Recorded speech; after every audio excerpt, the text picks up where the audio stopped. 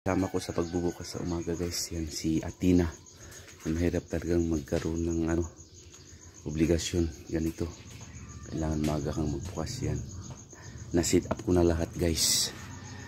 Yan, pati kusina. Na-sit up ko na. Konti na lang. Yan guys. Si Athena lang yung kasama ko guys.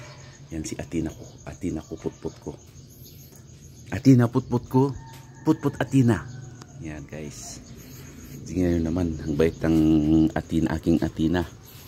Laging kasama ko yan guys. Yan. Bye bye guys. Salamat sa inyong lahat guys. Yan, bagong customer.